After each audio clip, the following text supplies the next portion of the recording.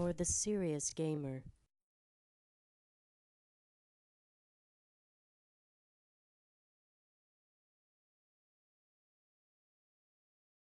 Hey, it's Spider by NextGenTactics.com. This is Season 1. We're on the Sever Faction. Episode 2. This is our first game of Suppression, and this is Part 2 of that game. We discussed a bunch of things in Part 1.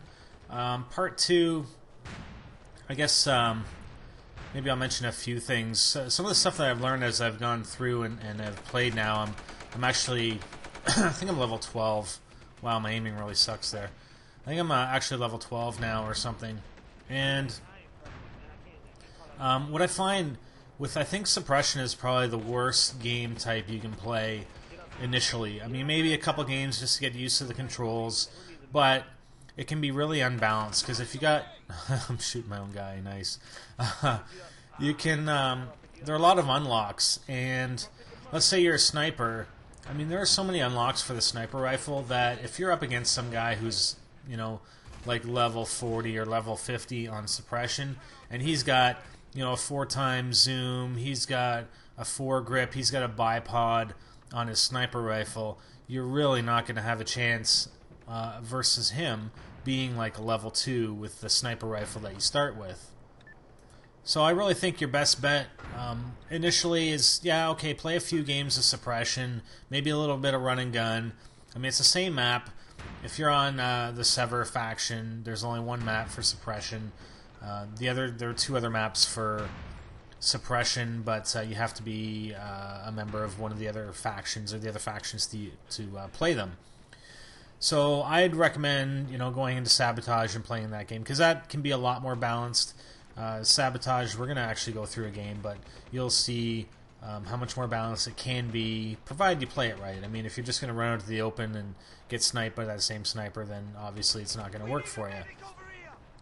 But, so we're just trying to find these guys. I mean, it's just sort of a wide open area here in the middle, and we have our AK-74U, so it's not that great long range, but I mean, you can pulse fire it and actually be fairly...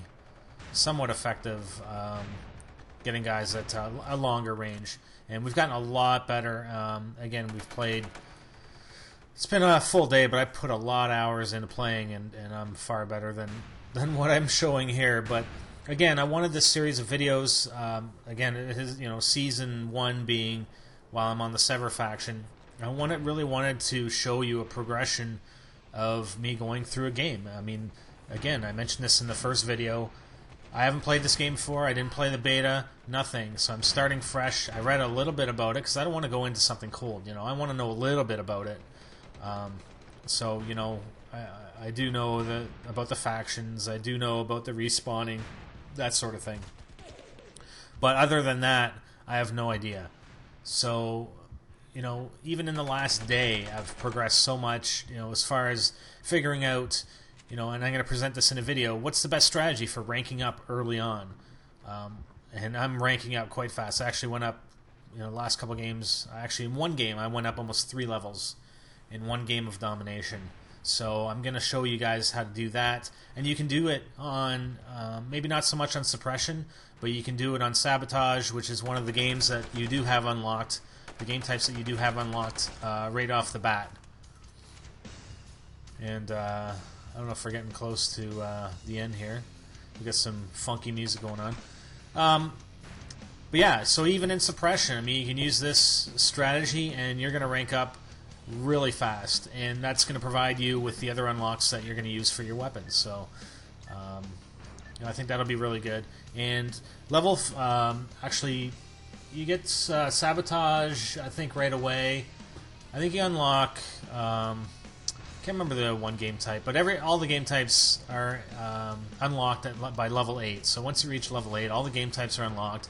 And there's actually one game mode where you the servers actually direct you which game to enter. Because again, these being big games, and they go quite a bit longer than normal first-person shooter games. You know, longer than 10 minutes typically. The domination games, I think, can go like a half an hour.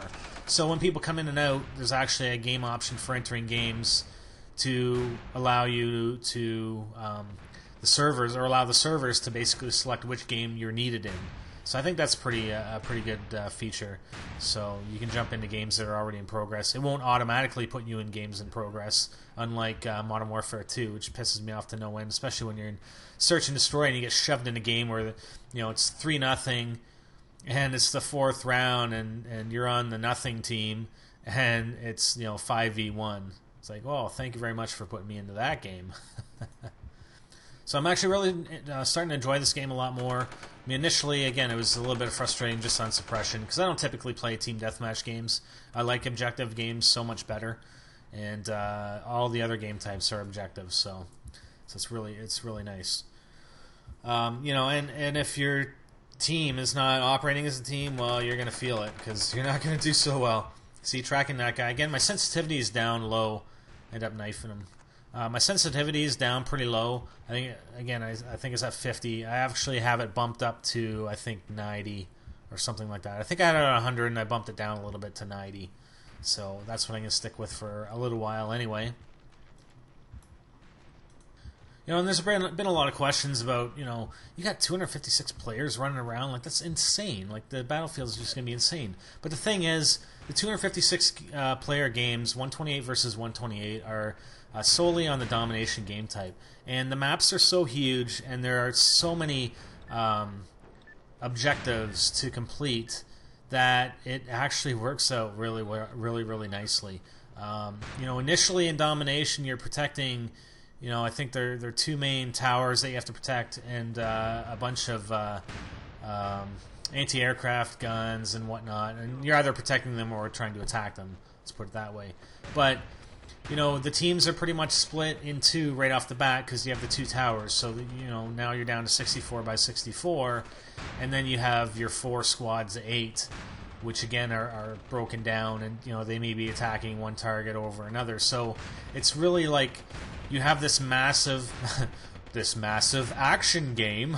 yes, the massive action game.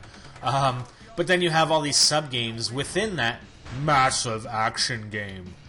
So the sub games, it's really broken down. That's where they can, and I think I saw a video about them talking about it. Zipper Interactive, when they were actually developing the game, they talked about it, where they can break it down so that the data only needs to transfer for your particular area. So you're not actually transferring data for 256 players from player to player.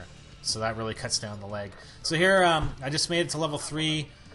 You get a skill point every level, and I'll go through some in the barracks and skills and weapons and whatnot. So I got 72 XP, 12 kills, 9 deaths, with a 5 kill streak. So that's not too bad. Again, that's not my game. I came in 4th for our squad. But yeah, not my game. I have some much more impressive scores coming to you with the other game types. And yeah, that's it. So that was part 2 of our first game of Suppression. Hope you liked it. For more strategies and tactics, visit www.nextgentactics.com. I'm Spiderbite, and I'm getting the hell out of here. I'm going to go play some more. Thanks, guys.